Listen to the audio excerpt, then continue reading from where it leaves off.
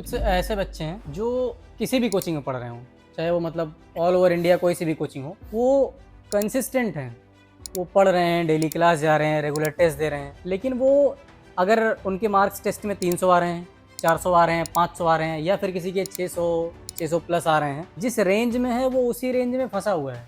मतलब किसी का 500 आ रहा है तो 500 के आसपास ही है, 505, 510, 490। 600 में जा रहा है तो 605, कभी 595, इसी रेंज में बढ़ गया है। मतलब 500 वाला वो 550 प्लस नहीं जा पा रहा है, 600 वाला वो 650 तक पहुंचना चाह रहा है, वहाँ तक एक रेंज बाउंड हो गया है, उसमें फंस करके रह गया है।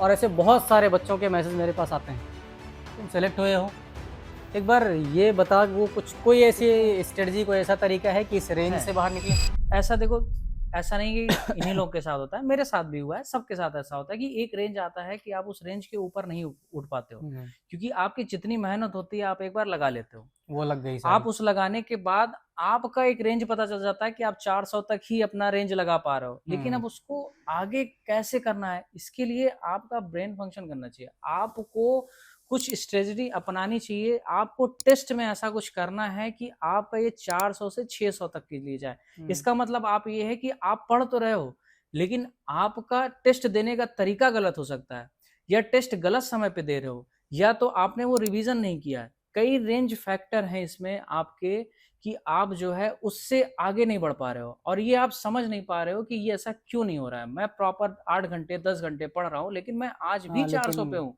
आज भी 500 पे हूँ, 600 पे ये हूँ। बहुत ज्यादा बच्चों के साथ कॉमन बहुत प्रॉब्लम है। मेरे साथ भी था, सबके साथ था, लेकिन इसको मैंने ऐसे अपनाया कि सबसे पहले तो मैं बैठ के सोचा हूँ कि कहाँ मुझे प्रॉब्लम या दिक्कत आ रही है, और सबसे बड़ा पॉइंट तो ये हो कि टेस्ट देने के बाद कोई भी बच्चा 50% से कम होंगे जो आके अपना मिलाते होंगे कि मेरे क्यों गलत हैं, इवेलुएट करना क्यों है, गलत हैं, इवेलुएट नहीं कर पाते हैं, कौन सा टॉपिक कौन वीक सा रह गया है। टॉपिक वीक रह गया है, किसमें मैं कमजोर हूँ, किसमें क्या हो। ये छोटा सा है, ये 1% है। बाकी के जो मेजर फैक्टर आते हैं वो टेस्ट देने के दौरान आते हैं।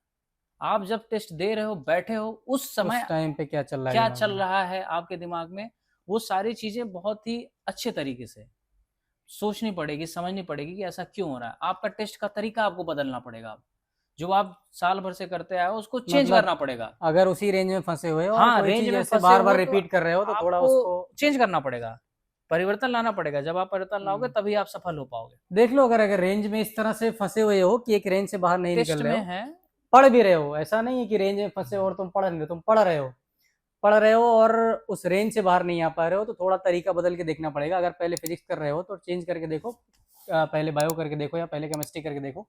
ज़्यादातर लोग वैसे पहले बायो ही करते हैं, तो एक बार ये तरीका चेंज करके देखो। और टेस्ट दे रहे हो तो आकर के, अगर टेस्ट दे ही रहे हो तो फिर आकर के घर पे लगाओ उसको, दोबारा बैठ के प्रैक्टिस करके देखो। ये इवेलुएट करो कि कौन से टॉपिक से क्वेश्चन ज़्यादा गलत हो रहे हो तुम्हारे। धीरे धीरे कर एक दो टेस्ट में एक डायरी बना लो, उस पर लिखते चलो, और धीरे धीरे करके ये मार्क्स शायद इंप्रूव होने लग जाए। और शायद क्या, इंप्रूव होंगे ही होंगे। मजे करो।